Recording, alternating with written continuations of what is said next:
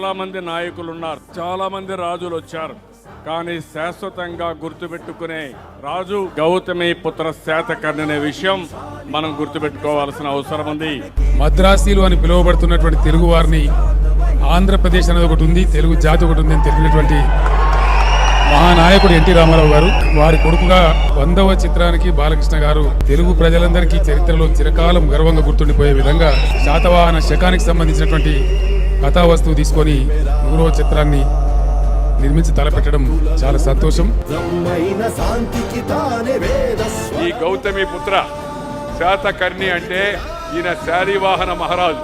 శాలివాహన మహారాజుల్లో ఈయనకెందుకంత ప్రత్యేకత అంటే ఈ యావత్తు భారతదేశానంతా కూడా కన్యాకుమారి నుంచి కాశ్మీర్ వరకు, అటక్ నుంచి కటక్ వరకు ఈ 3 సముద్రాల నడుమ అరేబియా సముద్రం కావచ్చు, బంగాళాఖాతం కావచ్చు, హిందూ మహాసముద్రం మధ్యలో గుర్రం మీద తిరిగి దేశాన్ని జయించి భారతదేశానికి ప్రథమ చక్రవర్తి, తెలుగు చక్రవర్తి శాలివాహనుడైన ఈ గౌతమిపుత్ర శాతకర్ణి. మొట్టమొదటిసారిగా తల్లి పేరు పెట్టుకున్న రాజు శాతకర్ణి. అంత మునపంతా మగవాళ్ళ పేర్లు పెట్టుకునేవాళ్ళం.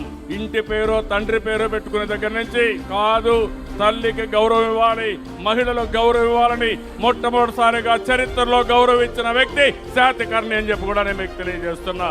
గౌతమిపుత్ర శాతకర్ణి బాలకృష్ణ గారి 100వ చిత్రం ఖచ్చితంగా 200 రోజులు ఆడుతుందని మాత్రం చెప్పగలను. సోదరులు, మిత్రులు, బాలకృష్ణ గారికి అభినందనలు తెలియజేస్తూ ఒక కోరిక ఉంది నాకు.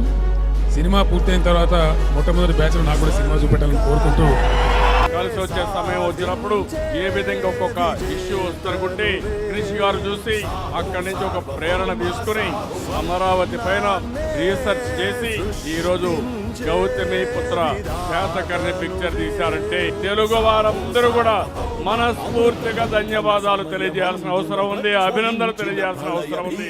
జై గౌతమిపుత్ర శాతకర్ణి.